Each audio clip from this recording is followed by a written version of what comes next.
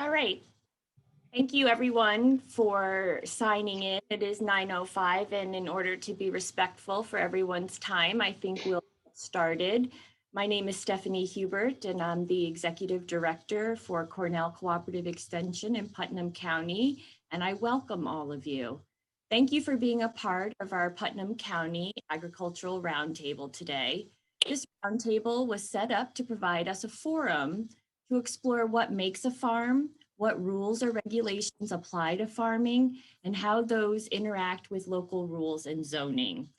Today, we're going to learn more about how these rules interface. Our presenters have been provided with your questions and will help us shine a light on the sometimes confusing intersection between farming, state laws, protected agricultural practices, local zoning, planning, and permitting. We want to leave this morning's session with better information to make better informed decisions and hear from Dutchess County peers about tools they have used to help mitigate disputes and plan with agriculture in mind. We thank you for providing your questions ahead of time so that our speakers can address them. But we understand questions may arise as our presenters cover their topics. So please use the chat window and we'll call them out when the speakers are ready. Just a reminder that this session will be recorded and we will host it on our website for the future. So let's get started. Sure. So I'm Lori Taylor, District Manager for Putnam County Soil and Water Conservation District and Liaison for the Ag and Farmland Protection Board. And I had the pleasure of working with Bob Somers for many years. We won't say how many. He just recently retired from New York State Ag and Markets, where he dealt with everything regarding agriculture within New York State, knows the Ag District law inside and out. And Bob is a farmer himself, so he knows all about farming and agriculture within the state. So I would like to give a warm welcome to Bob Somers, who so nicely agreed to come out of retirement just for us. Welcome, Bob. Thank you, Lori. Yeah, it's a pleasure to be here this morning. Instead of being at home, I'm at my son's house in Syracuse, so I'm in an urban environment at the moment. So that's interesting. To give you a little background and where I'm coming from today, I wanted to let you know that my wife and I are landowners. We have 300 acres in Washington County, the town of White Creek, which is, and we're transplants. We have been there for 23 years and we've owned the property for 27 years. So it's interesting that we've had as being transplants to the Cambridge community, and coming from South Carolina, moving up here in 1993, I wanted to become active in town issues. So I became a member of the planning board after people got to know me a little bit. And I was on the town planning board for 15 years. And then I was also on the county planning board for 6 years until the county decided to disband the planning board over a objection to a project that was happening in Hartford, New York. So that was all kind of interesting, but it gives me a nice background in which I could interface with municipalities as I represented the Department of Agriculture and Markets and administered the agricultural district's law.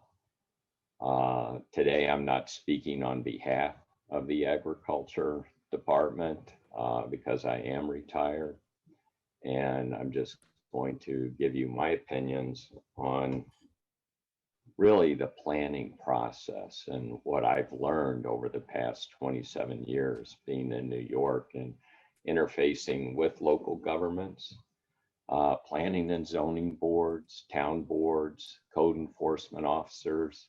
It's really interesting when you look at the breadth of the zoning codes that are in place around the state. And some people don't realize that these documents are really living documents, and they need to be looked at on a periodic basis. Our town passed its first comprehensive plan in 2011, and I was a part of that process. And we also updated some of the zoning that we have. And it took about 5 years for the town board to adopt these new and improved regulations. But it's not really, they were not really deterrents on different types of uses within the town. They were there to help people make wise decisions, receive the proper permits, and to go about their business on a daily basis and trying to make an income from agriculture businesses associated with ag, and other businesses within the town. I'm in a predominantly agricultural area. I'm not sure if we have the first slide. That I only have one slide that kind of gives you a background of where we are, but basically the picture on the right is Ash Grove Road, and that's what I drive down to get to our property in Vermont, is up near the skyline up there. But it's a very rural area, and it's a great place to live, but we haven't done a lot with our comprehensive plan with regard to trying to bring people to the community.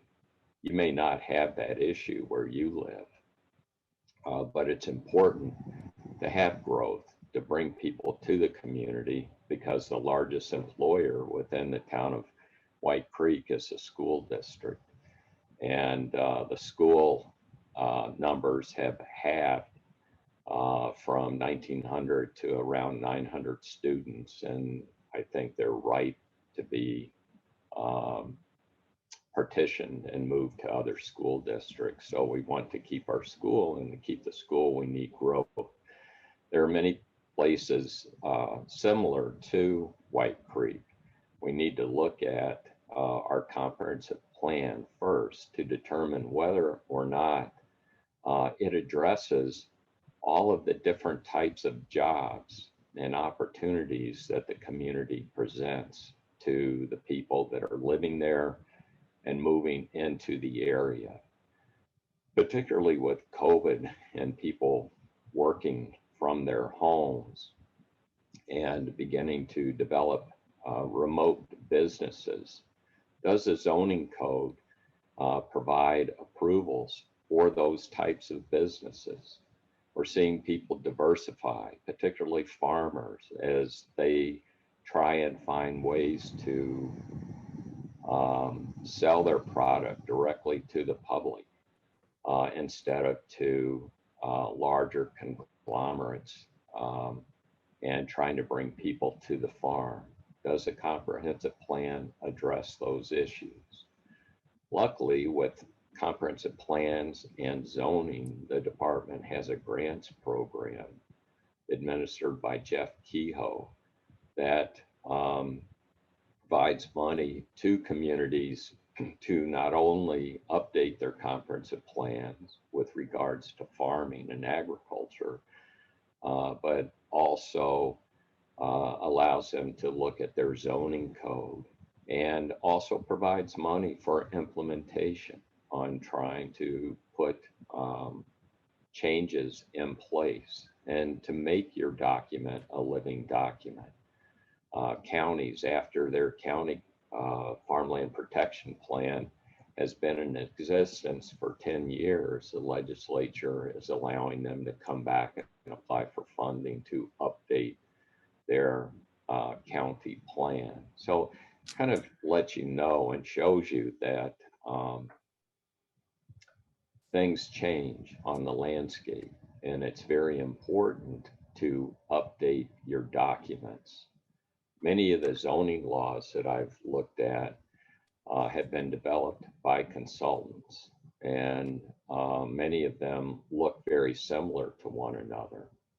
The Department of State Local Governments Division has a great website where you can look at all the local laws in the state, and it's very easy to navigate. And you can also search those laws for different subjects. So if you have an issue in your community that's not addressed in your current comprehensive plan or your zoning law, you can search those documents and through that website to find similar applications in other communities around the state, and that's very important. We need to make sure that our zoning laws are updated. The agriculture and markets law is a type of zoning in that it is an agricultural district's overlay issue or zone that's really administered at the local level, because to receive benefits from the agricultural districts law, you need to be in the ag district, and you as a landowner has to petition to put your land in the district. And that's up to the Farmland Protection Board to make recommendations to the county legislative body or board of supervisors to request that modifications be made to the agricultural districts law on an annual or an 8-year basis. So it's very important to reach out to landowners, even if they're not farmers. If they have agricultural land, to put their land in the agricultural districts program, and to let the non-farmers understand the benefits that they can receive by being in an agricultural district, and hopefully benefits that they can receive by leasing their land to farmers. A third of the land in agricultural production in the state of New York is on leased land. So it's land that is owned by non-farmers or farmers that have retired and want to keep their land active and to benefit from the agricultural assessment program. So we've had a number of communities take advantage of the planning processes offered by the Department of Agriculture and Markets to update their comprehensive plan, and also to look at their zoning laws. And when I review zoning laws and their compatibility with agriculture, the sections that I predominantly look at are schedule of uses, bulk density regulations, and definitions. Definitions are very, very important. We need to make sure that they're explicit so that if an issue comes before the planning board or the zoning board of appeals, it's very easy to make an interpretation because of the definition and the words used to describe what that means and how it's going to be applied through zoning. And with the definitions, can't believe how many times I've looked at zoning laws where they use words for agriculture, but within the body of the zoning law, but there isn't a definition for that. So it's very important to look at that so it can be applied equally and not arbitrarily. The schedule of uses, you need to look at really what's happening in the community, do an inventory, conduct an inventory to find out what people are doing with home occupations. The definition of home occupation many times is very, very restricted. You could have a business there and allow employees and the public to come to the business, but under a home occupation, you're not allowed to have employees come and park on the property. Doesn't make a lot of sense. So we need to look at what are the allowed uses within the community and what are the current uses, and make sure that your schedule of uses is updated to reflect that. When you look at farms, for instance, a lot of times they're looking at non-traditional activities to include on farms and that are not included in the schedule of uses or within the definitions. Some of those activities include weddings, farm-based themed activities, like in Ulster County, there was a theme-based putt-putt course on a farm to bring people to the market. Glamping, you know, it's people coming out to the community to rent a camping space or a facility that's already constructed. With an example for glamping, it was pretty interesting. The town of Dover had an individual come in and owned property on the Appalachian Trail, and they were developing as part of the farm camping areas. And actually Dover, through site plan review, allows camping. And it was a great fit, I thought. I mean, it had nothing to do with agriculture, but the individual was trying to weave in an agricultural theme and to offer food to table or farm to table type events to people that wanted to come off the Appalachian Trail and spend a couple of days and rest up and use their facilities.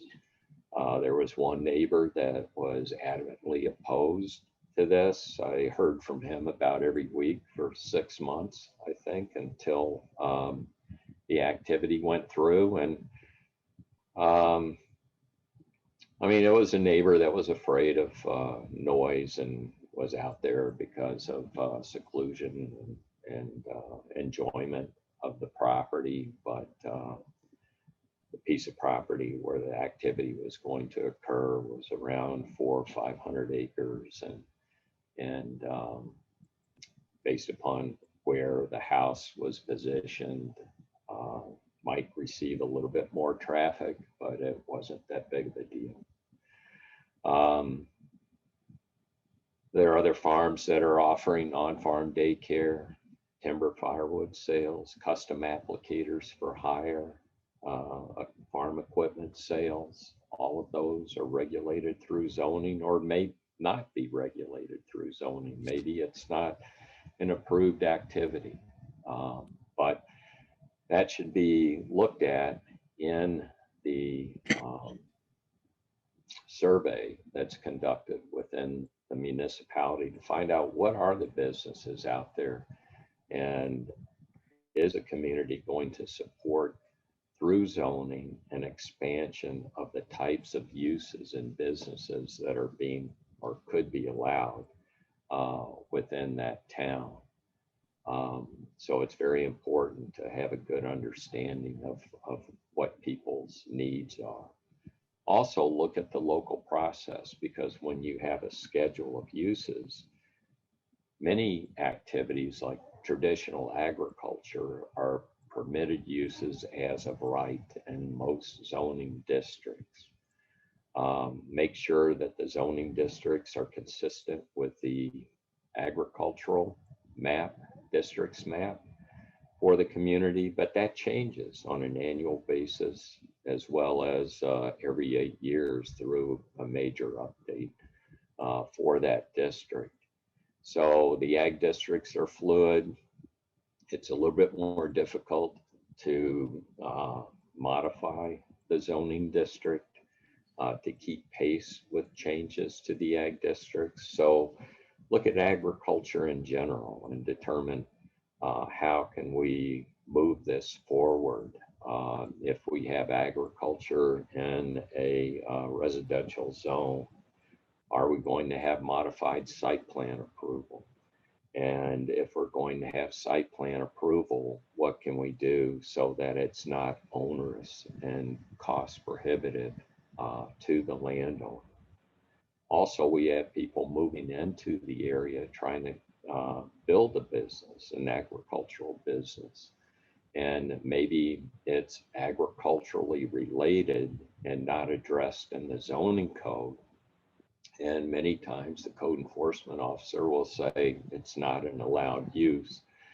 But then when you look at the zoning laws, it says that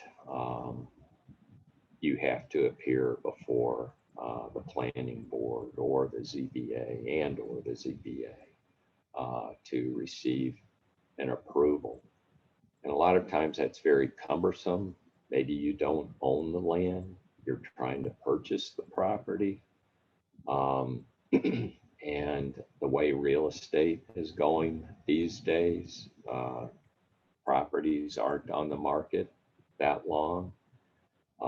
So it's a very short window. And is there any way that we can accommodate these people coming into our community and looking at different types of businesses to establish? I look at it from a growth perspective. I think it's important to have growth and plan growth. There were people that I dealt with in the town of White Creek that particularly the farmers that had a no growth outlook on things because land is scarce, agricultural land is scarce. They did not want the land to be converted to non-agricultural uses. The Agricultural Stewardship Association is very active within the town of White Creek to purchase the development rights on farmland. And there are a number of landowners that have donated their easement rights or development rights to ASA to administer. But all these sentiments from the public have to be taken into consideration. It's very difficult to go into your planning board meetings or zoning board of appeals meetings without having a preconceived idea. But in my experience, it's very important to have an open mind because you're going to have people that are negative or positive towards different land uses, and you just have to see how it fits within the community. So when we look at schedule of uses, look at the agricultural districts map, look at whether or not you have a farm-friendly zoning law, and what is the public sentiment towards agriculture and the types of agriculture that may be supported in a more urban environment, particularly in Putnam County. It doesn't seem that urban when you drive through the county because of all the beautiful landscapes, but agricultural land is at a premium, I think, within that county. We also need to look at bulk density regulations, and they're very important too, because farmers have different needs than residential owners. A lot of the zoning laws are really geared toward residential development and commercial development, not so much agriculture. Because most of the zoning laws that I've looked at over the years say that you must have a primary structure before you can have an accessory structure on the property. Well, a lot of farms have remote land holdings. They're not really interested in having a primary structure on that property, but they are interested in having a barn. Also, we look at setback regulations, and sometimes those are very excessive. They're saying that you cannot have a accessory building in front of a primary structure. Well, agricultural buildings, run-in sheds for animals require them to be anywhere on the property where the land is used for agricultural production.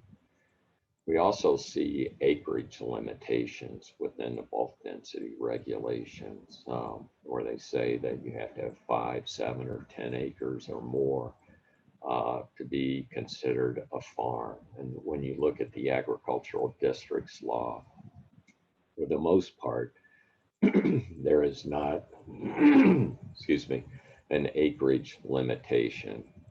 You could have 1 acre and still be considered a farm, depending upon the use and whether or not you're a business rather than a hobby.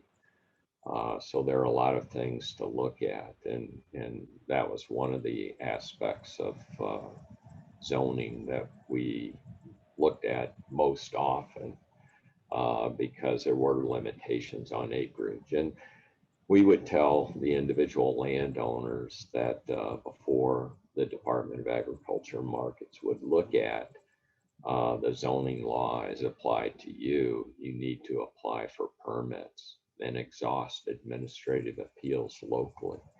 So if there is an acreage limitation, let's say 7 acres, and you only had 5 acres, we would suggest that prior to coming to the department, that you go before the Zoning Board of Appeals with an area variance. And that we would work with both the landowner and the zoning board as they try to develop a conclusion or application for the use on that property as related to their zoning district. The planning boards and the zoning boards, they have a very difficult, they're in a very difficult position with their decision-making process, because a lot of times there are neighbors that do not want a certain land use to occur adjacent to them, and what types of restrictions that can be placed upon the activities in that area, and what are we going to do as a board for trying to determine whether or not an activity should be approved. Had an individual in Oneida County, for instance, that had a blueberry operation, and there were so many restrictions placed upon this 4-acre blueberry operation. Believe me, I've seen different types of operations, but this was the nicest and cleanest facility that I've come across during my 27 years. But there were neighbors that did not like thinking about the public coming to the property to purchase shrubbery as well as blueberries, and it wasn't an allowed use. Then the property was placed into the agricultural district. We became involved, and it's still an issue that hasn't been resolved. The commissioner issued a termination and order to the town, but because of COVID, there have been restrictions placed upon Article 78 activities before the courts. And so it's been sitting in limbo for over a year. So we'll see how that turns out. But some of the people on the boards were also neighbors. And instead of recusing themselves, they voted on denying the activity. And that's something you need to look at too, is how close am I to this activity, and do I need to recuse myself? Am I very biased for or against, and you just really need to take that into consideration. I had to recuse myself several times from the county planning board decisions because of activities involving the Department of Agriculture and Markets. Also, when we look at these zoning laws, there is a commitment from the municipality that they are going to enforce those laws through code enforcement. One of the problems that I've seen over the years is that because of really the lack of people power in the code enforcement by sheer numbers, they base their actions upon complaints. And once they receive a complaint, they will go out and look at the operation. We have complaints issued against farmers because of property maintenance code, too much non-used equipment and junk basically on the farm. And so we've actually gone out as a department to inventory what's there. We've told farmers to move the unused equipment that they use for parts back into a hedgerow behind a building where it's not as obvious. And we've actually listed pieces of equipment that could not be used for agricultural purposes and to get rid of it. We've also looked at issues where the code is not enforced equally. For instance, where my son lives in Syracuse, a neighbor received a complaint on her property, and the code enforcement officer issued citations saying that she needed to put a railing up on her steps. And on the block that he lives on and the block behind him, there are 8 homes that I counted that had the same situation, but they weren't cited for the violation. So clearly it was based upon a complaint, and it's unequal enforcement. So that's something that we should look at too. If you're going to take an action against one that has a particular issue, you also need to take actions to similar people as well. And that's an unpopular situation. Also, when it comes to agriculture and the enforcement of codes, there are people that some people that feel that agriculture receives undue benefits, and they do because they're in an agricultural district, and it is a locally formed district that's also has a petitioning process through the Department of Agriculture and Markets that can look at the application of the zoning law to individual farmers. Let me get to a couple of really quick questions here that I received. One was, how do we know when an individual is a farmer? And they say they're a farm, but maybe they're not. And that's really difficult. It depends upon their actions. We define an agricultural operation as a business, not a hobby. We've looked at the IRS rules that distinguish between a business and a hobby. And we also look at, even though it's not in the law, whether or not you have the ability to sometime in the future receive an agricultural assessment. And it's very difficult for us to make those determinations as well. So when you have an individual that claims that they are a farm, and I think in one of the questions they were talking about an individual that cleared 10 acres of land and was agriculturally exempt from sediment erosion control, stormwater permitting through DEC, and whether or not, and then in the end did not become a Christmas tree farm as they professed to the municipality. What can be done? And those are very difficult issues. Even farmers have to comply with sediment erosion control. So that's something that needs to be looked at, and they can contact the County Soil and Water Conservation District and ask for assistance. But we've also, an example is Lewisboro, had something similar where an individual wanted to open up a goat farm, and he was clearing land, and the town was afraid that it was a ruse, and or it could be, and that it wasn't going to become a farm.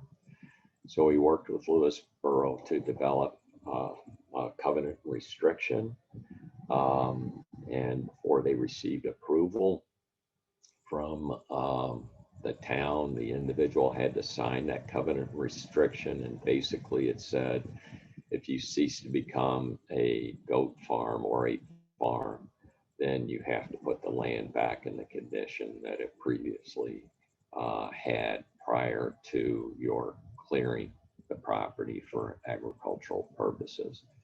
And a covenant restriction is something that we have supported across the state in various instances, but also the municipality has to have the fortitude to enforce these restrictions. And sometimes they don't like to do that. So I guess in the sake of time, that concludes my formal presentation. And that if there are any questions, then maybe Jennifer or someone could present them to me.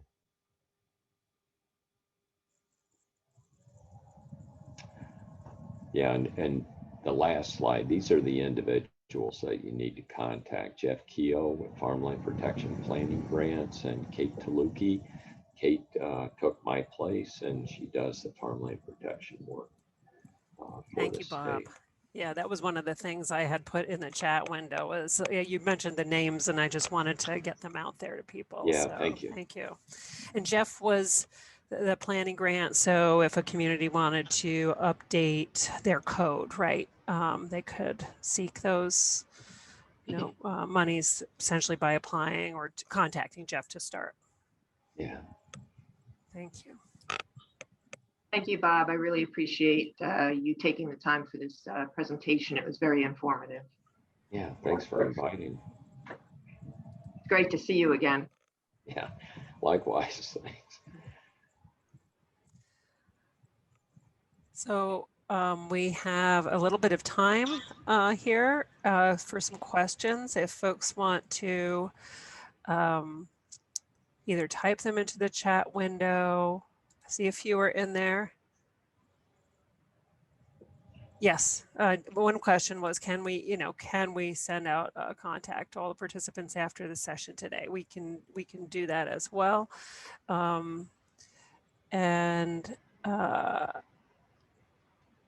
You mentioned the Department of State has a library of zoning laws. Bob, can we share that link? Was it a zoning laws, or it was just like a library that people could access to see additional versions of different laws? Was that correct, or did I get that wrong? Yeah, it's www.d as in dog os.ny.gov.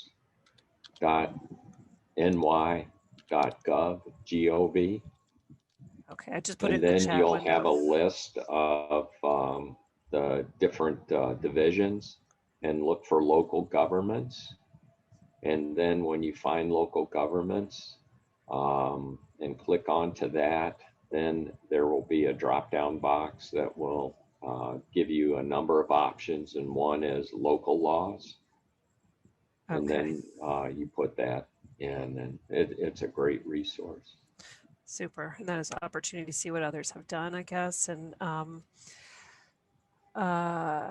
let's see, we got some other comments up there. Oh, yeah, Tracy, thank you for adding that.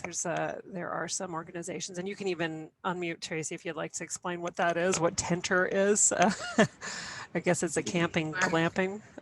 It is. It's actually one-stop shop for folks who may not know how to exactly go about putting camping or glamping on their property.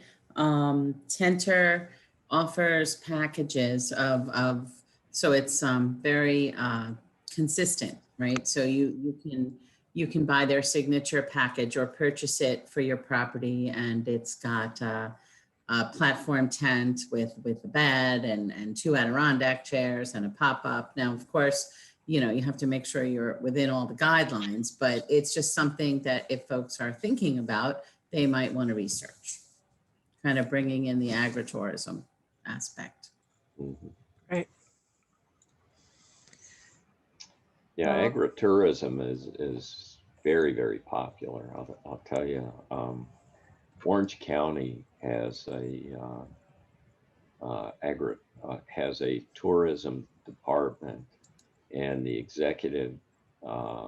county executive is very favorable to agricultural tourism on farm operations, and they have a great presentation and a great program and what they're trying to do to promote people to come to Orange County and spend their dollars on various farms.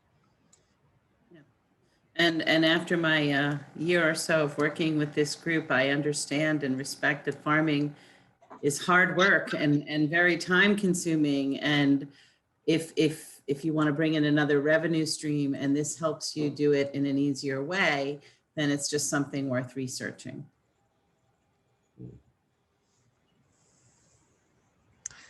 Thank you, Tracy, for bringing that up.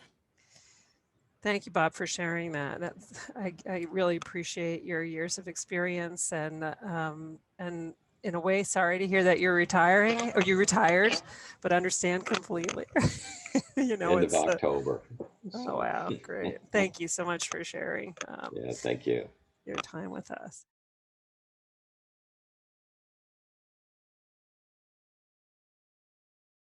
Well, it's 10 o'clock, and let's get started on the second part of our program this morning. I want to welcome and thank Shelby Frank for being with us this morning. Shelby is a planner with the Dutchess County Department of Planning and Development, and she will talk about a document that was prepared for Dutchess County called Fielding Farm Friendliness Through Planning and Zoning. And Shelby can talk a little bit more about how they adapted an existing document to work for them. And with that, I want to welcome Shelby and thank you again for helping us and being with us today. Thank you so much, Jennifer. I'm delighted to be here with all of you. As Jennifer mentioned, my name is Shelby Frank. I'm a planner at the Dutchess County Department of Planning and Development. I've been with our department for actually almost 6 years, so time flies when you're having fun. I've been asked today, as Jennifer mentioned, to talk about a new document that we created called Blueprint. So it's Blueprint, an in-depth look at planning issues. So this was actually our inaugural edition of this new document, focused on fielding farm friendliness through planning and zoning, as the title indicates. So I'm just going to advance my slide here. You can see this is the first page of the document here. Got a nice llama on the front just for good measure, for fun. The genesis of this document actually came from our 2015 Dutchess County Agricultural and Farmland Protection Plan. The 2015 plan was an update from our 1998 plan, and one of the priority initiatives was farm-friendly regulation. So working for the Department of Planning and Development, that is one of the initiatives that we helped to undertake. I mean, specifically in my role in the department here, I look at all things agriculturally related. So we do a number of, we look at General Municipal Law 239 reviews. I review all of the referrals, we call them referrals, the development proposals related to agriculture. So in looking at farm-friendly regulation, I try to implement all of the things that I've learned into all of those development proposals. But so that was one of the initiatives, farm-friendly regulation. So in trying to implement that initiative, there was a farm-friendly audit that was done in the 2015 plan. It consisted of a review of 9 communities, comprehensive plans, and zoning codes. So it was a great start. It kind of got our feet wet as far as a farm-friendly audit is concerned. When we were looking at how we could further implement farm-friendly regulation in Dutchess County, we decided a great place to start would be doing a more comprehensive farm-friendly audit. So taking the the start that we had from the 9 community farm-friendly audit in the 2015 plan, we decided to do a larger, more comprehensive audit. So this is actually the basis of the blueprint document that you saw on the first slide, which is on our website, and I'm happy to share that at the end. So what we did was, and it was quite the undertaking, we had 40 questions per community. So there are 30 municipalities in Dutchess County. So 40 questions, 30 communities. 14 of those questions were regarding comprehensive plans, and 26 of those questions were regarding zoning codes. So if you do a little quick math, that totals 1,200 questions. So it was a long, arduous, but actually really fun process. It was one of the first things that I did when I started with the department. Started in this role in the department, and I grew up here. I grew up in Hyde Park in Dutchess County, but I felt like I learned so much more about where I grew up and where I was choosing to, continue to set my roots with my own family. So the goals of the farm-friendly audit were to understand the relationship between municipal regulations and agriculture in Dutchess County. We were trying to discover ways to remove barriers and also enhance opportunities for communities to be more farm-friendly, and also present communities with the tools to create an environment where agriculture can thrive. So how can we prepare for the future of agriculture? By planning and zoning for it. So just to give you a little taste of what the audit looked like completed. So this is page 1 of 3. This is also available on our Dutchess County Planning Department website. So these are all of the questions related to comprehensive plans. And you know what, I should probably, generally speaking, I would ask you, what does farm friendliness mean to you? But considering it's a new era and we're doing this virtual meeting, that's not necessarily feasible. But for our purposes, we defined farm friendliness as helping agriculture to grow and not having policies and practices that inhibit its growth. And obviously, you can see we've got 30 different communities in Dutchess County. We've got towns, cities, and villages. They are not all necessarily going to want to be the same level of farm friendliness, and we recognize that. We undertook the audit as if every community wanted to be farm friendly. And we also undertook the audit as if every parcel or property, we were envisioning a question about zoning codes, and we answered that question as if the parcel or property we were talking about was in an agricultural district. And the reason we did that is because we wanted to promote farm friendliness, and by extension, we wanted to promote compliance with agriculture and markets law.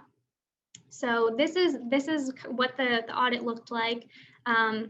If you look at our, this is the version that is presented on the website, but if you look at the version that I have On my computer, it's got all kinds of colors, lots of comments.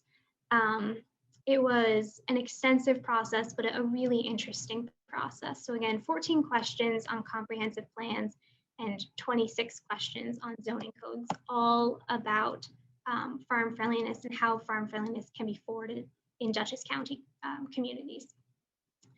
So I think the main takeaway from the audit, what I found to be most interesting was most Dutchess County municipalities consider agriculture to be an important part of their community in the comprehensive plan. So as we all know, the comprehensive plan is the long-term vision in the community. It usually has broad reaching goals and then more specific, sometimes implementable ideas included. But often there are regulatory barriers in the zoning codes that make supporting agriculture challenging. So I actually have a statistic here, bear with me 1 second, that came from the audit. So 61% of Dutchess County communities acknowledge the positive impact of farming and farmland in their municipal documents, but simultaneously 72% have barriers that make it harder for agriculture to operate effectively.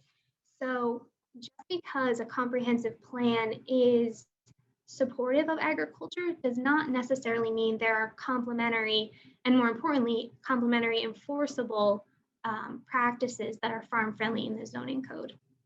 So it is important for those two documents to align and for the documents to reflect the community's priorities. And again, for the purposes of our audit, we decided to take the position that all of our communities wanted to be farm friendly.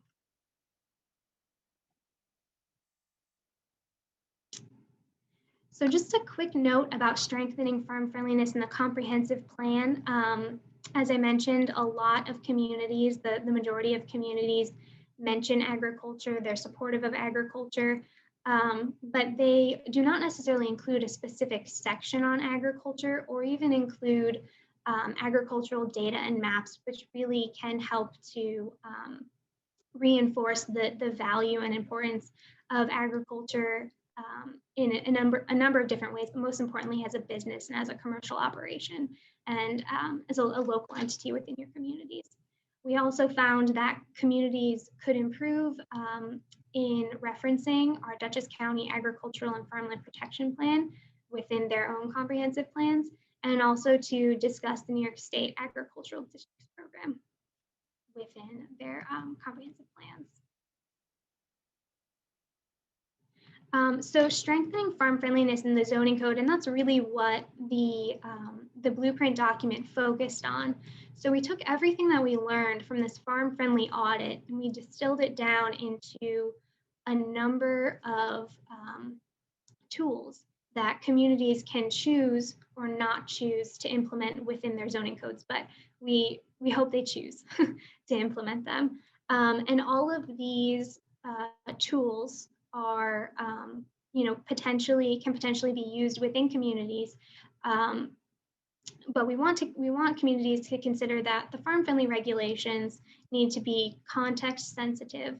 So depending on the location, whether you're in the village of Millbrook versus the city of Poughkeepsie versus the town of Clinton, the degree and feasibility of your farm friendliness may differ. It needs to be based on the priority of the community, focused on right sizing the process to meet both the needs of farmers and also the community and the public. Be considerate of impacts on adjacent agricultural operations. And also, these tools are not necessarily going to be a panacea, and they're not going to be a one-size-fits-all prescription. So we're presenting these tools as options to be more farm friendly within your communities, within Dutchess County communities, and by extension, if Putnam County feels that Putnam County communities feel that this is something they'd like to consider, then we're extremely supportive of that and would be happy to discuss more with you. So this is kind of a table of contents for the tools that we're going to be discussing. You can see there are 11 tools that came out of this countywide audit. You'll see there's a note in the top right corner that there are local examples presented throughout the blueprint document of communities that define agricultural uses, of communities that employ a modified site plan review, of communities that allow alternative energy for agricultural purposes. And we expressly did that to demonstrate that communities are utilizing these tools, and it's working for agriculture. There's always going to be room for improvement, but there are already some really positive examples of farm friendliness within our communities. Okay, so as Bob mentioned, definitions are critical. They're incredibly important. They're the foundation of any zoning code. We recommend, as part of our farm friendliness initiative, to be consistent with the definitions in the New York State Agricultural Districts Law, particularly the definition for farm operation. It's important to not have contradictory terms and definitions, as those give rise to conflict. And just a note about definitions, generally speaking, within zoning codes, if a definition is omitted or a term is omitted, that generally means that it's a prohibited use. So if your code does not define farm worker housing, by omitting it, it actually is probably considered a prohibited use. There are some exceptions to that rule.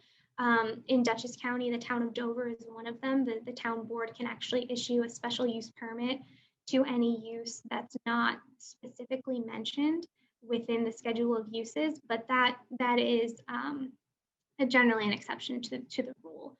So the first step is always definitions within a zoning code and defining these definitions in reference to agricultural districts law. Another option that a community can choose to use in order to be farm friendly is to utilize a local agricultural zoning district. So this would be a particular district, so different from the state agricultural district program. This would be local zoning on a local level that the community is implementing and including on their official map. So maybe this is an area you've got a lot of statewide important soils in this particular area, or your comprehensive plan has designated, a portion of your community, maybe the Northeast quadrant, as clear priority farming areas. So you could choose to employ a local agricultural zoning district and say that agriculture and ag-related uses are going to be permitted as of right principal uses in this district. And that gives a very clear demonstration that agriculture is allowed in your community, agriculture is forwarded in your community, and that your zoning is going to be farm friendly. Within the actual regulations of that district, it's important to clearly state this intent that you're supportive of farms. You can also embed right to farm protections in the mission if that's something that your community has chosen to do. And so this district really indicates that not all land is created equal for farming or farm compatible uses. And the land that you really want to prioritize farming for, you can use this type of zoning method. So another tool that communities can choose to use is an agricultural overlay district.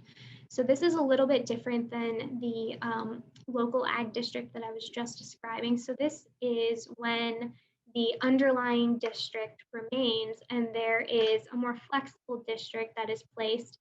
It can be specific to a region within your community. Again, could be that Northeast quadrant, or it could be parcel specific.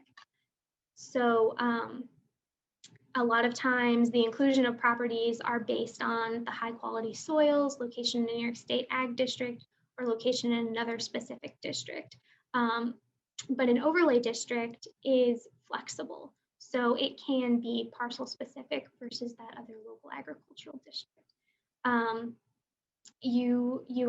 Once you add this district, you update the schedule of uses with this district, and Any complementary uses to farm operations are permitted, whether they're permitted as a right, via special use permit, or as an accessory use, or structures. That is up to the community. But there are also generally additional development standards that are required within the parcels within this district.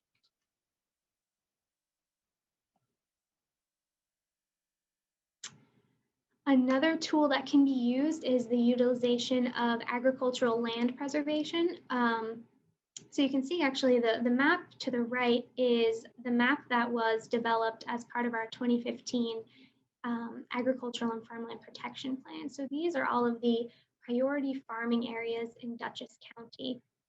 And we developed this map based on a number of different criteria, soils included. But you can see that Northeast Quadrant is really where the majority of our priority farming areas are. And if I had another map, we actually have a program in Dutchess County that's relatively unique, I think. It's called the Partnership for Manageable Growth. So this is one of those agricultural land preservation techniques that a community can choose to use, or a county can choose to use. So it's a purchase of development rights program where the county contributes to the local match and often partners with the state and also area land trust to do so. The program has, I actually just got an update from my colleague who manages this program, and there are over 5,000 acres that have actively been preserved in Dutchess County. And again, if I put these two maps together, you would see that the farms and properties that have been the development rights have been purchased are very much in line with this priority farming map. So purchase of development rights is one tool that can be used. Transfer of development rights is another version of that. I think the thing to remember is that there are no silver bullets for protecting farmland. In actuality, probably a combination of strategies and tools will work best in order to preserve the most farmland in the most appropriate places within your respective communities. But the really important part about using these types of techniques and programs is that it protects the farmland. It protects the agricultural base and stabilizes that base. And it also allows agriculture to be focused in areas that are not focused in growth. So I know in Putnam County, you're also part of the Greenway Compact program.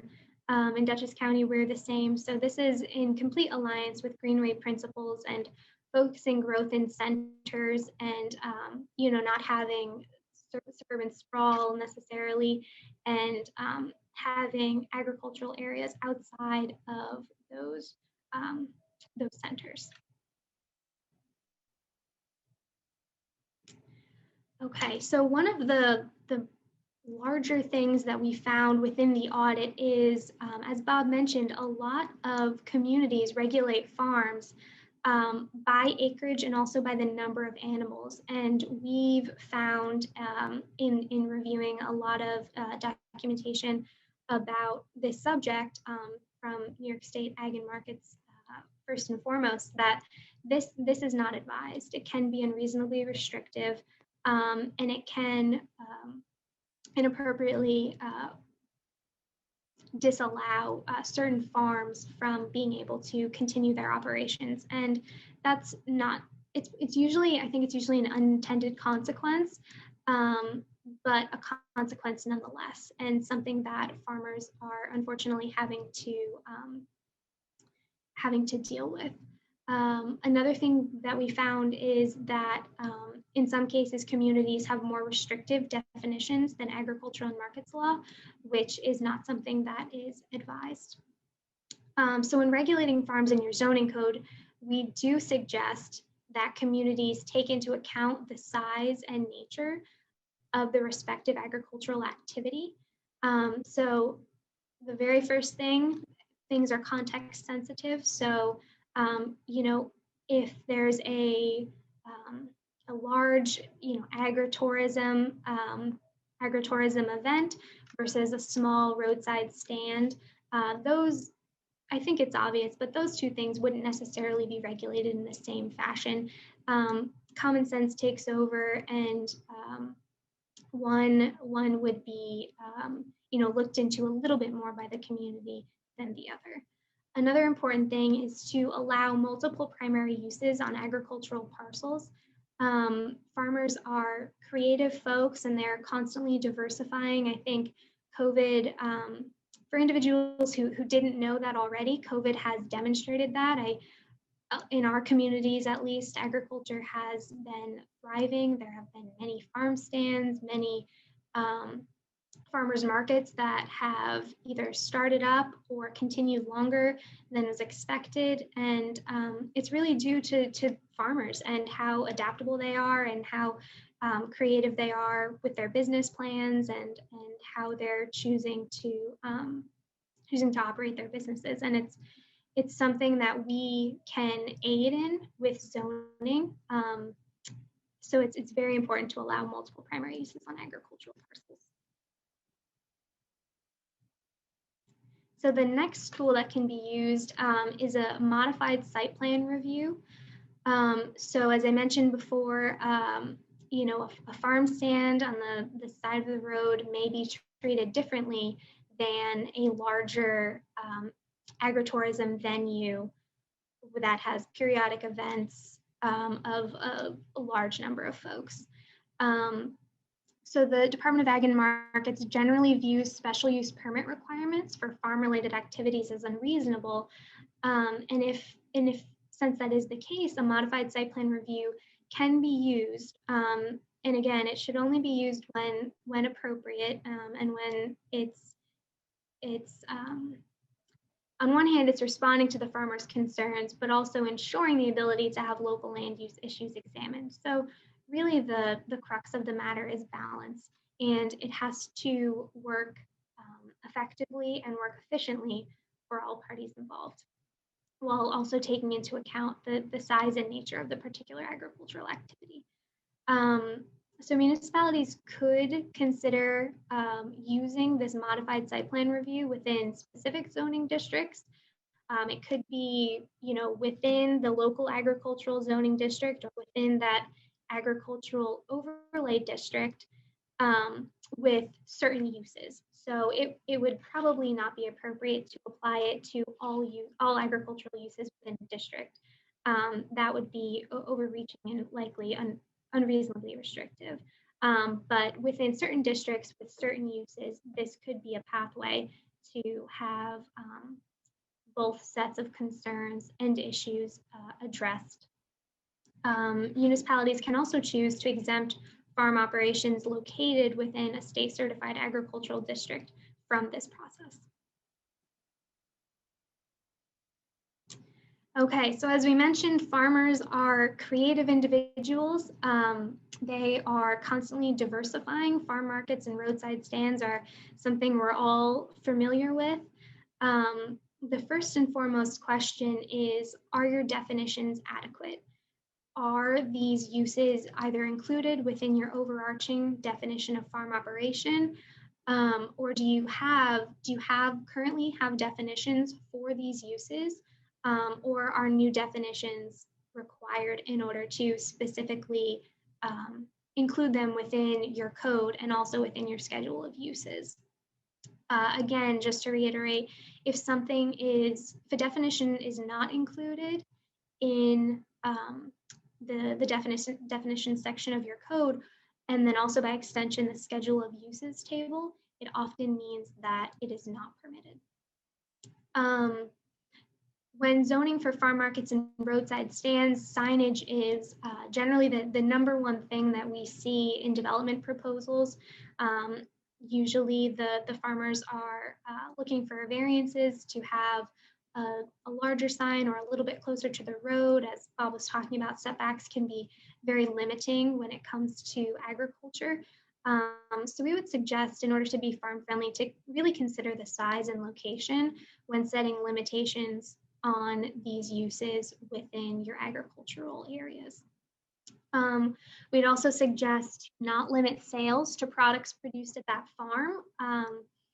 It's an interesting thing. A lot of the codes actually specifically say that roadside stands can only sell items and products from the farm that the roadside stand is on, which is an interesting and very specific requirement that I didn't expect to see when I was going through all this information. But that really precludes regional cooperation, and as we know, that is that's how a lot of farms are able to get by, is they have relationships with other farmers, and it is just something that is very valuable.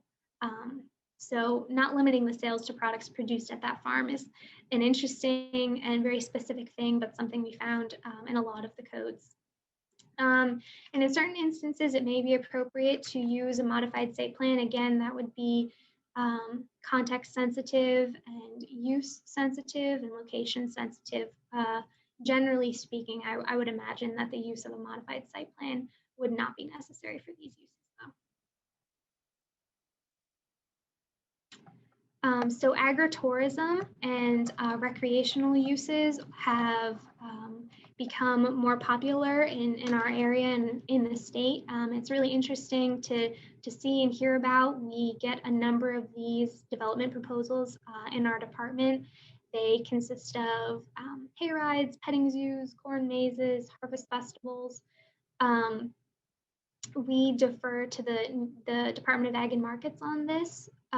So they are considered part of the farm operation if they're directly related to the sale and promotion of the items produced at the farm, if it's incidental and subordinate to the retail sale of the farm's crops, livestock and livestock products hosted by the farm, and also feature the farm's crops, livestock, and livestock products. In these instances, the uses may be more intensive, and the community may want to ensure the public safety, health, and welfare. So it may be, in certain instances, appropriate to use a modified site plan review process, or also an event permit application when these events may be going on. And that we usually see this in regards to traffic. A lot of communities are concerned about potential traffic implications when there are large events going on. And it doesn't necessarily need to preclude the site from having these events. It just means that a little more planning is involved in order to ensure everyone's safety.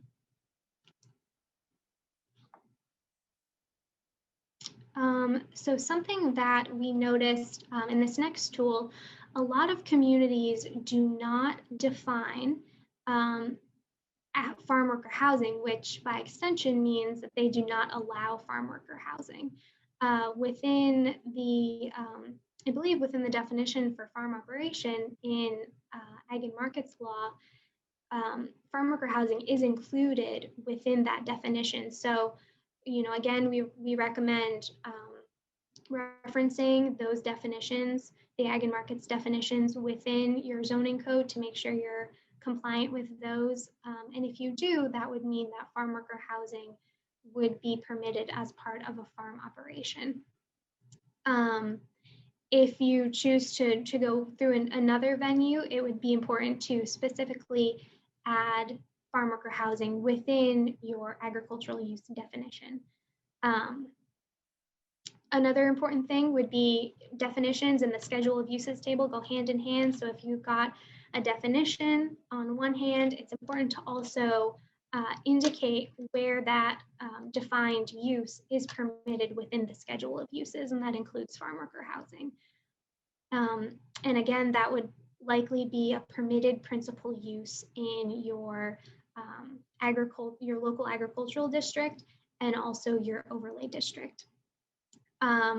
Depending on the priorities of the community, the use of a modified site plan review and approval process could be utilized, but again, it's context sensitive, and you don't want to be overly onerous on the farm operation. Okay, so the next tool has to do with allowing alternative energy for agricultural purposes. As we live in an era where we are becoming increasingly more aware of the implications of our behavior on the climate, and trying to be more climate smart, allowing all these energy systems, so solar and wind for farms, is not only critically important for the farms in order to make ends meet, but also on a larger perspective, critically important for you know, how we deal with our energy usage as a society. So the New York State Department of Ag and Markets considers small wind and solar facilities used to generate power for the farm, not exceeding 100% of demand, as a farm structure. So those we recommend to be farm friendly within your communities, to allow personal windmills or solar panels that are meeting that requirement as a permitted use by right, and allowed anywhere that agricultural is allowed. I'm sorry, anywhere that agriculture is allowed. Again, as you see for all of these latter tools, the use of a modified site plan for review and approval is included as something to keep in mind, but it is context sensitive and dependent on the use and dependent on the location as to whether or not it's appropriate and as to whether or not it would be too onerous. Okay, so the last tool that we have in order to be increasingly farm friendly within communities is to require buffers and setbacks for, I'm sorry, something happened to my screen here, for agricultural uses. So this is really important, and Bob already spoke to this, but you know, good buffer zones make new neighbors into good neighbors. And that's something that we recommend if there's already an existing farm operation and a new residential subdivision is going to be built on the adjacent property or properties, that new residential development is responsible for providing the buffering and screening to the farm operation. It is critical to minimize conflicts with the new non-farm neighbors. And again, putting the onus on those new residential neighbors will help to lessen the burden on the agricultural operation already trying to make ends meet. The photo that the images that I have below are actually from one of our Greenway guides that we have in Dutchess County, and it's actually a depiction of a conservation subdivision. But I wanted to show it to you because the house in the lower right corner has a particular setback from the road, and that's probably, you know, it is designated by zoning, and it is relatively close to the road, but say the setback was required to be double or even triple the size, that would be really impeding on the potential farmland opportunity in the middle of this subdivision to the left and this house on the right. So it's important when you're thinking about your zoning and when you are setting the standards in your zoning to think about not impeding potential prime farmland and siting homes on the edge of any potential priority areas instead of right in the middle. And sometimes setbacks have the unintended consequence of siting homes inappropriately. And so that's just something you want to be cognizant of when you are doing your zoning and trying to be farm friendly.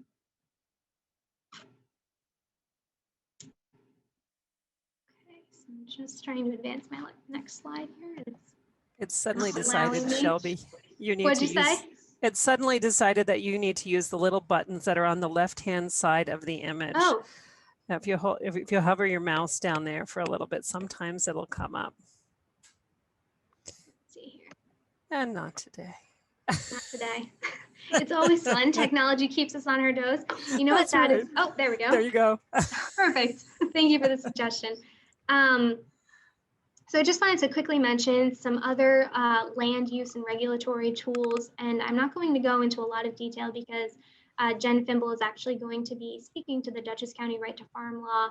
And within it, we've got provisions for agricultural data statements and also real estate disclosure notices. But these are all additional tools that a community can choose to use to further be supportive of agriculture and to enhance their farm friendliness. And they are used generally on the municipal board level, and then also with the real estate disclosure notices. These are when real estate transactions happen. So something that is actually outside of municipal government. So in summary, the town boards, planning boards, and zoning boards of appeal have different responsibilities, but a common regulatory outlook. And if your community chooses that outlook to be farm friendliness, then that overarching goal is possible amongst the three boards. It takes a little bit of digging, a little bit of work to get there, but it is entirely possible. If desired, you can increase your support for agriculture by implementing some or all of the tools mentioned today. And I'll just say that this was a 10,000-foot view of the blueprint document, but there are more details and more information, and I think more importantly, local examples that are included within that document. You know, that some of you folks in Putnam County might want to reference and might find useful. Again, no single tool is going to address all of the needs of local communities and local farmers. But a combination of these tools will likely be most appropriate and most helpful in order to promote farm friendliness within your communities.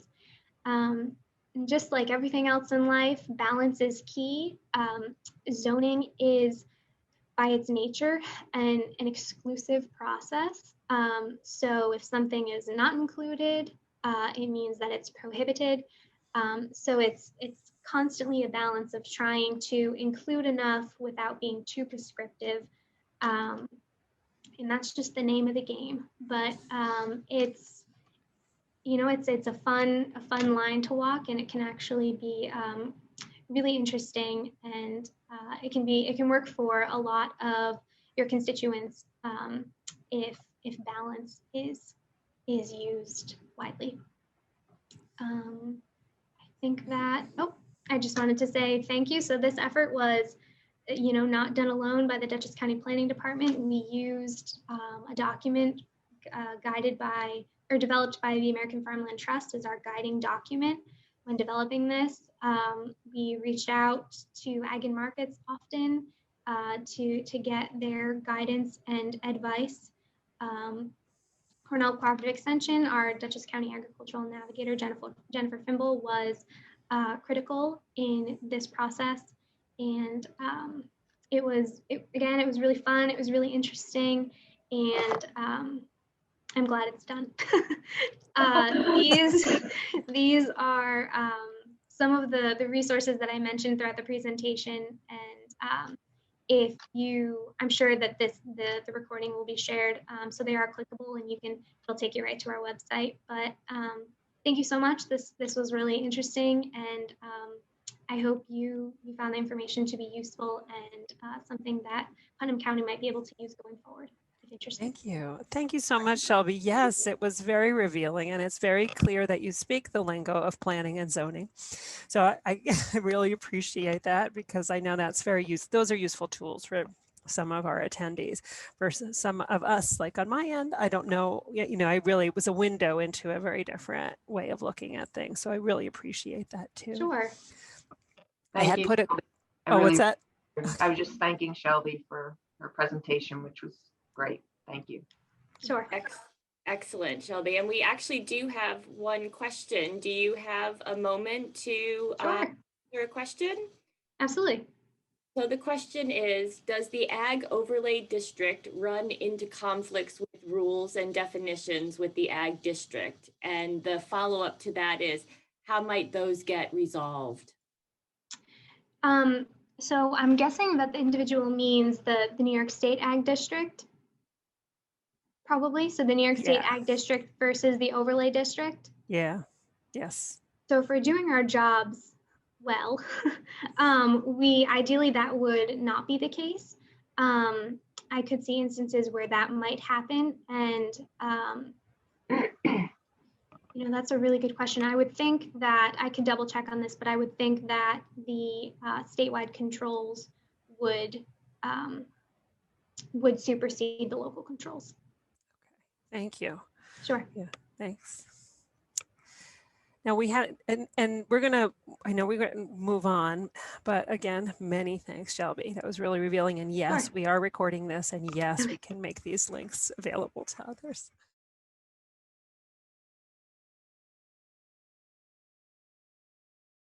It is 10:48 and we're back together, and I would like to take that opportunity to welcome our next speaker, Jen Fimble. Jen has been with Cooperative Extension for 35 some odd years now. And Jen is currently the Dutchess County Ag Navigator, as well as her roles at Cooperative Extension. And Jen's going to talk with us about how and why Dutchess County instituted a right to farm law, and then a little bit more about the grievance committee that would, intentionally eliminate some unnecessary legal battles. And Jen is going to also, maybe if you have a chance, just tell us a little bit more about, what is an Ag Navigator as well. So with that, I'm going to hand the controls over to you. And thank you very much. All right, we'll see if we can't manage to do this now without. All right, so what does an Ag Navigator do? So yes, Jen, I figured I would start that. The mission is to foster the better understanding of the importance of local agriculture to local officials and Dutchess County economic specialists. And so I act as a conduit for farmers, municipal officials, and economic development specialists to provide impartial information and advice when implementation of local regulations are proposed that may have an impact on agriculture, farmland, and agricultural businesses. So my role is one of coordinating, collaborating, and communicating with county and municipal officials, the farming community, agricultural organizations, and other agencies on ag issues and solutions, economic viability, opportunities and feasibilities of new infrastructures related to agriculture. I also assist with the implementation of the Dutchess County Agricultural and Farmland Protection Plan update under the guidance of a Dutchess County Agricultural Advisory Committee. That committee is appointed by our county legislator. So the plan itself, as Shelby did say, so I'm going to zip, I didn't do all of them, but the initiatives from the county plan: coordination, collaboration through an agricultural navigator and an ag advisory committee, ag economic development and business retention and expansion program, farmland preservation, marketing, public relations and awareness, and farm-friendly regulation. So I'm not reading all of this, but this is the right to farm law from Ag and Markets. So it's the New York State law. And the reason I put it up on the screen, and it's several pages long. I think it's 1, 2, 3, 3 pages long. This is the model that we used for our Dutchess County law. So we didn't come up with anything that a lot of new verbiage. We just modeled it after the state law. And the reason that was done was to really prove to everybody that we are a farm-friendly county. I think by stating that you are have a right to farm law as a county, that you are telling everybody we're very supportive of agriculture in Dutchess County. And not to say that a town can do the same thing, and I'll show you how you can do that later on. But it was announced as a 2019 initiative at the 2018 Dutchess County Ag Advisory Committee Forum at the Dutchess County Fair. The right to farm law was passed unanimously by the county legislature and was signed by County Executive Molinaro in August 2019. This law works in complement with the New York State right to farm law, which is included in New York State Ag and Markets Law 25AA, Section 308, if anybody's interested in looking that up. And I have links to everything I've used today. So in the very end, so you have those live links to be able to use.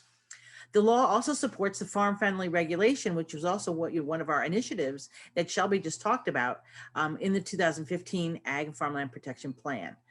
which calls for the prevention of development from moving into prime farmland areas, the allowance of a variety of agricultural uses in local zoning districts, and the establishment of development guidelines that address how agricultural land and open space will be protected.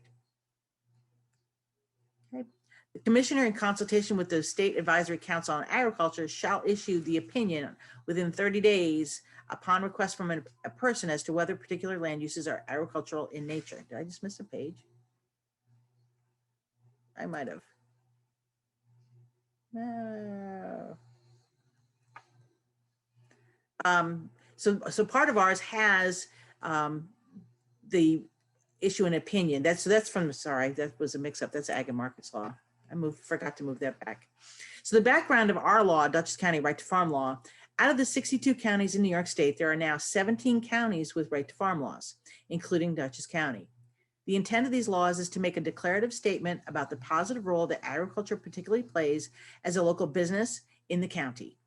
The law applies only to property located in a state-certified agricultural district and to farm operations that conform with generally accepted and sound agricultural practices as defined in the law. So just because somebody is a farm does not necessarily protect them with the right to farm law. They really do have to abide by certain best management practices as ascertained by the state itself.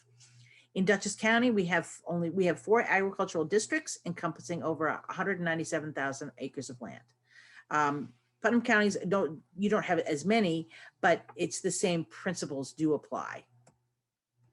Okay, so those are our 4 districts. That does not mean that every property in one of those districts is in an agricultural district. They have to apply as a property or as permitted to get into an agricultural district, just like everybody else. But ours are just laid out a little differently than most counties do. So the highlights of our county right to farm law, without going into all the verbiage that lawmakers like to put into laws, to preserve and maintain the agricultural character of the county, to protect the existence of farms and agribusinesses, permit the continuation of agricultural practices, encourage the initiation and expansion of farms and agribusinesses, to promote new ways to resolve disputes concerning agricultural practices and farm operations. And in order to maintain a vibrant farming economy in the county of Dutchess, it is necessary to limit the circumstances under which farming may be deemed to be a nuisance and to allow agricultural practices inherent to and necessary for the business of farming to proceed and be undertaken free of unreasonable and unwarranted interference or restriction. Again, this is all modeled right after the state's law. So this is nothing, we didn't create anything new except maybe our dispute committee. Okay, so our dispute resolution committee establishes the Right to Farm Dispute Resolution Committee, which acts as a local arbitration mechanism for complaints related to farming activities that cannot be settled solely by the involved parties. So a lot of times I'm called upon either by an assessor or by a farmer as the Ag Navigator to not necessarily intervene, because that's not my job, is not to intervene, but it's to explain the law to both sides. And from there, most of the time, actually an agreement can be made between the two.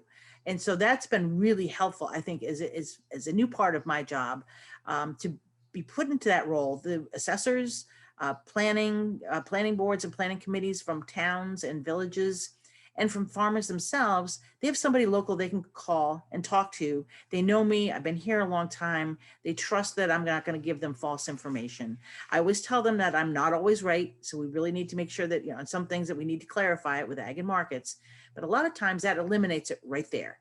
But this resolution committee was also established in case we couldn't come to that. And I think in 2021, we may have 1 or 2 of those actually have to go to the committee. The committee composed of the chair of the Agricultural and Farmland Protection Board and the commissioner of the Dutchess County Department of Planning and Development, or their designated representatives, as well as a representative from the New York State Agricultural Mediation Program, will meet to discuss the facts surrounding the dispute, encouraging all involved parties to partake in the discussions. So that decision was made to eliminate my role on a committee such as that. And I think that's really important to state. You have the chair of the Ag and Farmland Protection Board, so they understand farming, they understand the laws, the commissioner of planning from the planning side of things, and then the Ag Mediation Program as well as another person who's involved in a lot of this to mediate any kind of discussion. I think that's a really great committee makeup. It's not weighted one way or the other. And I think that that's really important for everybody to trust that this can work before it gets to a legal battle, and hopefully it eliminates those expensive legal battles on either side, the farmer or the town. The intent of the committee is to resolve disputes prior to, or if desired, alternatively, to involving the New York State Department of Ag and Markets. So it also takes some pressure off of them as well, especially with Bob retiring. You know, yes, we've got some new people on board there, but boy, Bob Somers, it was my go-to man. If I had a question, he was it. So I still work with Ag and Markets. Obviously, that's an important piece of my job. But I think that this dispute resolution committee really does it. It's local people, so everybody knows who they are. It just so happens that our chair of the Ag and Farmland Protection Board is also the chair of the county legislature. He is a farmer. So it's kind of an interesting role for him. He may, at some point, if it involves his town, he may actually have to step back and let somebody else take that role because of that. But that's really about the part of the dispute committee, the highlights of the law itself. The real estate disclosure notice is actually a New York State law. I work with, I've given several now realtor programs, training them in agriculture and agricultural properties, trying to get them not to sort of market those, 3-acre hobby farm type horse farms when horses need a lot more than, 3 acres between the buildings and manure disposal and things like that. Not to say that you can't, it's just that don't market it as a hobby farm. And I've really worked really hard trying to do that. And so now some of them have, I think it's over 200 realtors between Dutchess County and Washington County, and then across the state, Broome County, I think we had one for as well. So that's a lot of realtors that are starting to get the idea that ag properties are a little bit different. But the law itself, and it's a question I always get, the law includes a section related to real estate disclosure notices, which aim to inform potential neighbors about a farmer's right to farm in Dutchess County and in New York State. Per this law and Ag and Markets Law 25 AA Section 310, these notices are required for the sale, purchase, or exchange of real property located partially or wholly within 500 feet of a state certified agricultural district. So that's an important piece. And so when our realtors in Dutchess County look at it, they say, "But it looks like any property could be in the ag district. They're all within 500. No, so then you take that 500 feet to an actual farm, and they can look. We have parcel access. They can look, go on parcel access to see is there an operating farm within 500 feet of that property. So it makes it very easy for them to look it up. But that's one of the questions I get a lot of. As such, it is the responsibility of the prospective grantor to present this notice to the prospective grantee when a purchase or sale contract is presented. The notice must also be recorded on a property transfer report per the real property law. And Shelby also alluded to the ag data statements. So, and I have samples of these. I'm not going to go through, you'll just see that we do have samples of these for towns as well as for counties. The law encourages and supports the local adoption of agricultural data statements requirements as prescribed in Ag and Markets Law. Ag and Market Law states that any application for a special use permit, site plan, use variance, or subdivision that occurs on property within an agricultural district, or in Dutchess County's case, within 500 feet of a farm operation located in an ag district, and requires review approval by a municipal board, shall include an agricultural data statement. We also get those from on the Ag and Farmland Protection Board. Lori, I don't know if you get them as well, but a lot of our towns are really good about presenting something like that. And it's just to make sure that they're not going to be impacting the farm next door. I think that's a really great thing for towns to do. And the more the towns do that, I think the fewer issues you're going to have down the road between farmers and their neighbors. These documents review the possible impacts of the project on the farm operations in the adjacent ag districts. So there's an actual model right to farm law in the back pages of our Dutchess County Ag and Farmland Protection Plan update, because it is actually an update. But it presents it right there. And all you have to do as a town or a village is to fill in the blanks. It really, you can modify it obviously to some point, but I think that I think it's 3 pages, but it's a simple thing to do. If your town or your county even is interested in making up that you are very supportive of agriculture, farm friendly, put in a right to farm law And it's very simple to do with having a model there. There's also a model agricultural data statement. And that's an important piece as well, because I think that that's something you've got a template for, why not use it? If you think that, you know, your town is going to approve something like this, you've got it all right there. And it's really easy to find. There's a model scope of work of an agricultural committee, and that ag committee can really help your town.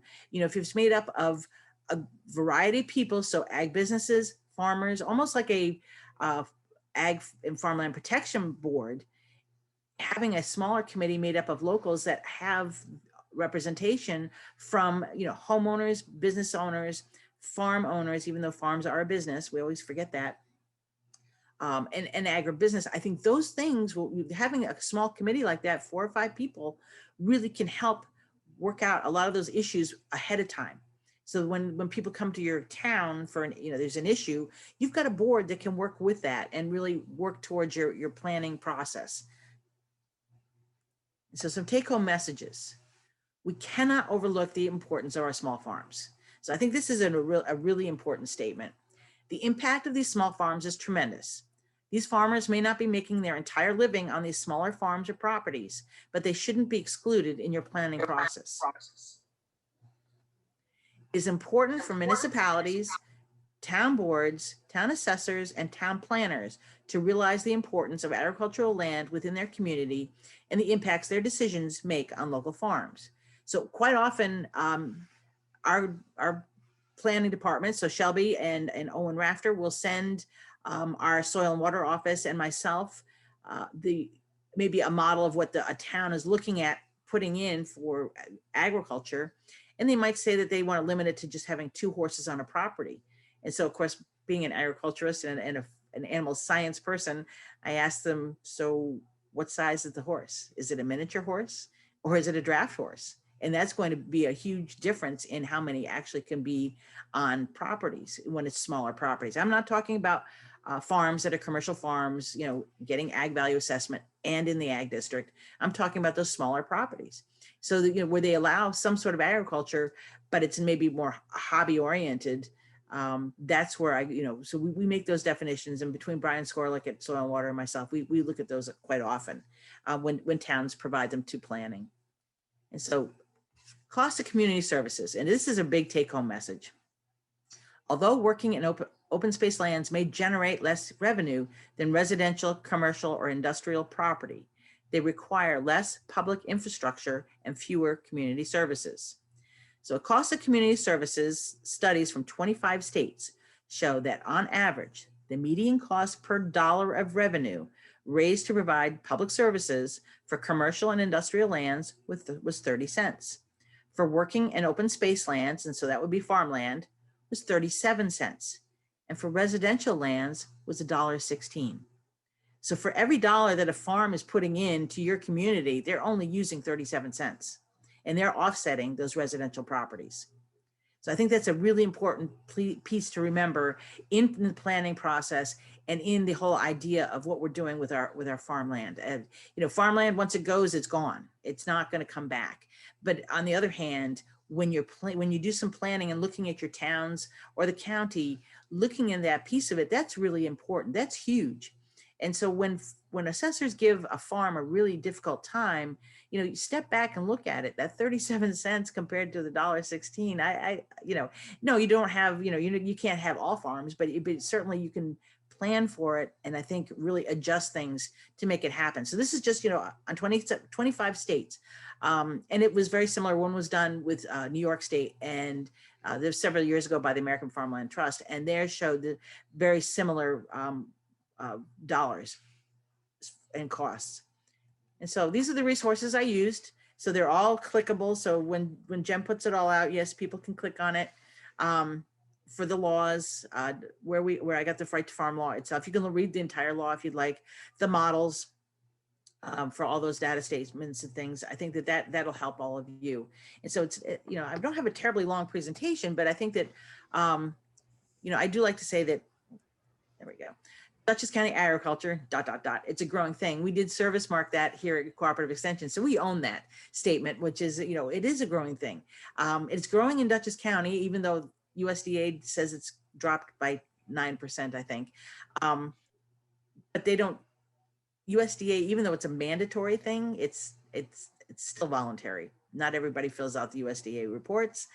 For our Dutchess County program, we have, we use the Ag District application and we use the Ag Value Assessment things.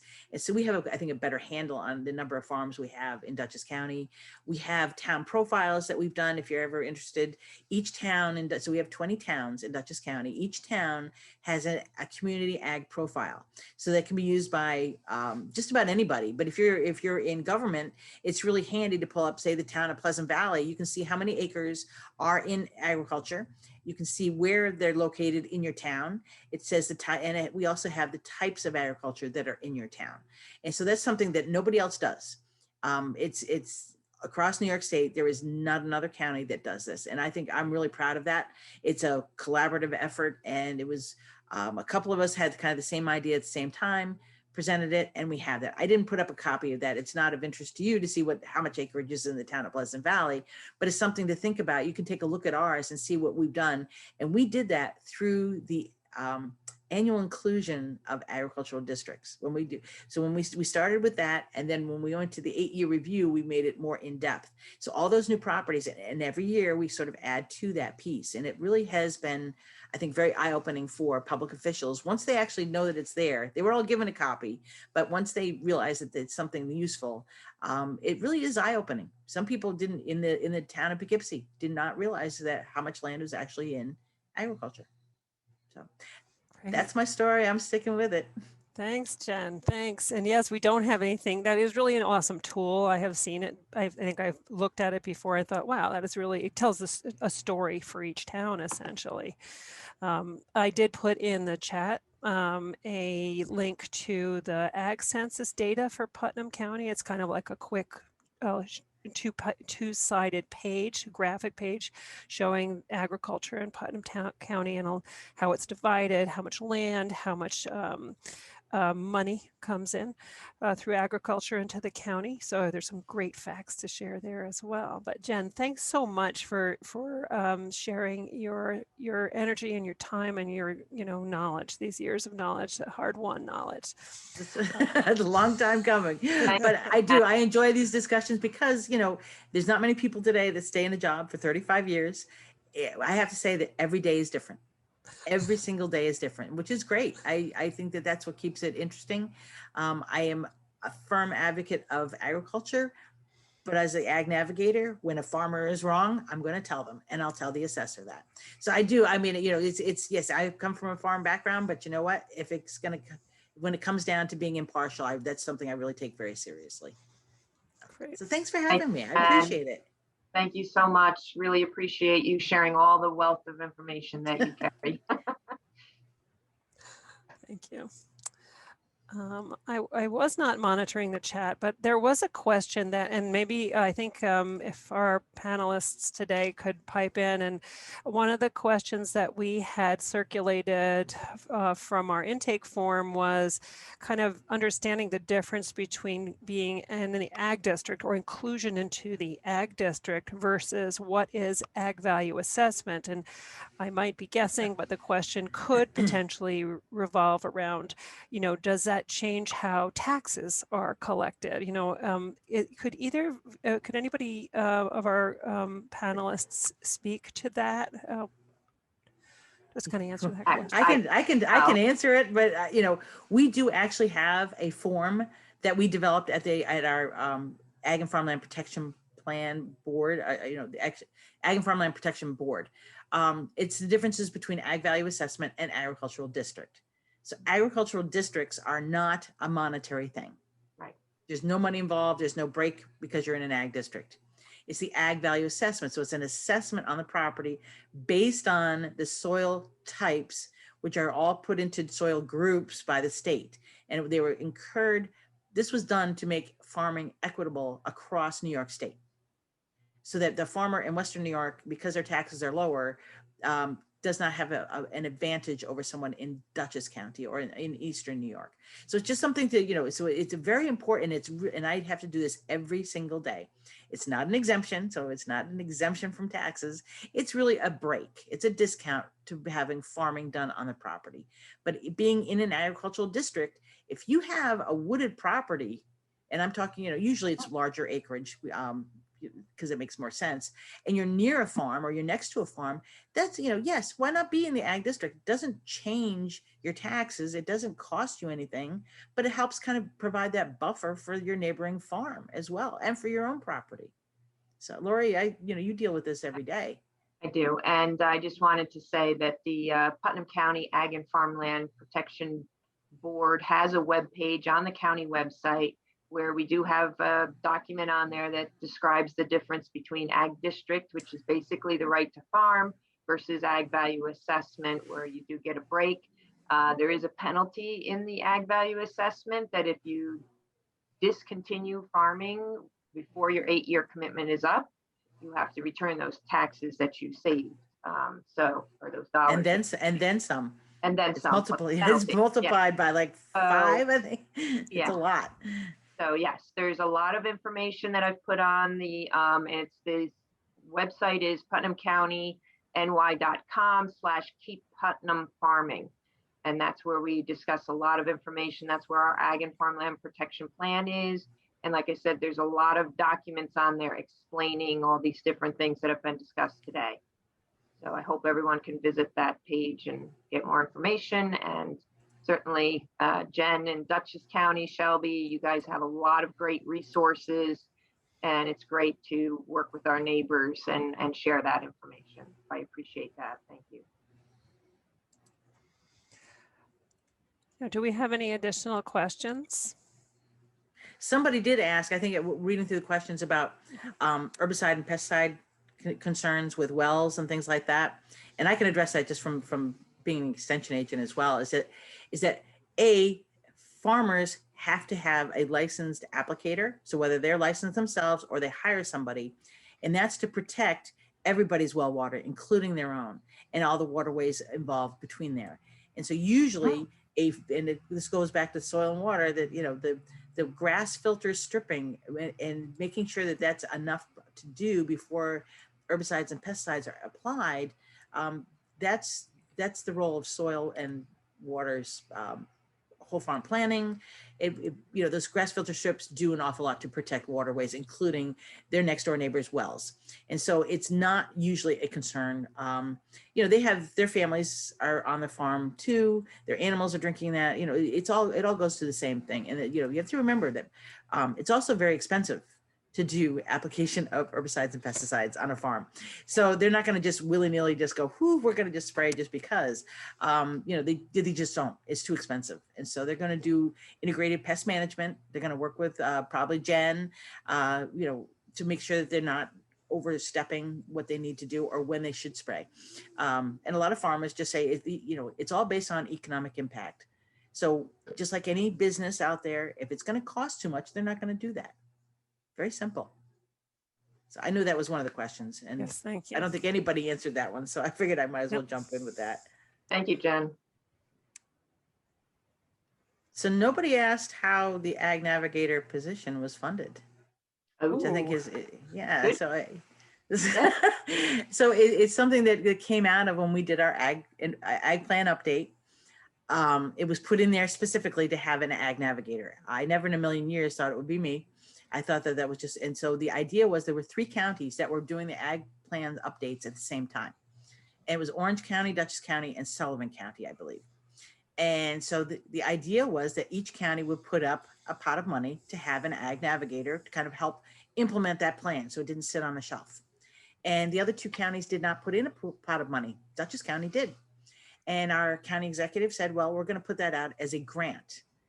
And so again, I didn't, there's a lot of other qualified individuals out there. So I am not the recipient of that grant. Cornell Cooperative Extension Dutchess County is. So we had to apply along with some other applicants, and they were reviewed. And then we won in the body of the application, they wanted a person who would be named as the Ag Navigator. That was one of the requirements. And so our county did, Cooperative Extension said, well, let's name Jen as our as our Ag Navigator person. And we did get the grant, and that's how I got the position as far as a funding position. So I'm still funded by Dutchess County all the way across the board. I'm funded just about by Dutchess County. Our funding is a little different than Putnam County's. We do have a small appropriation for ag and horticulture. And so over time, so now we're in what years? We started in 2016. So at the end of this year will be the 5th year that we've been doing this. Right now it's 50% of my funding for my job, doing the Ag Navigator. But in the beginning it was only about 20 or 25%.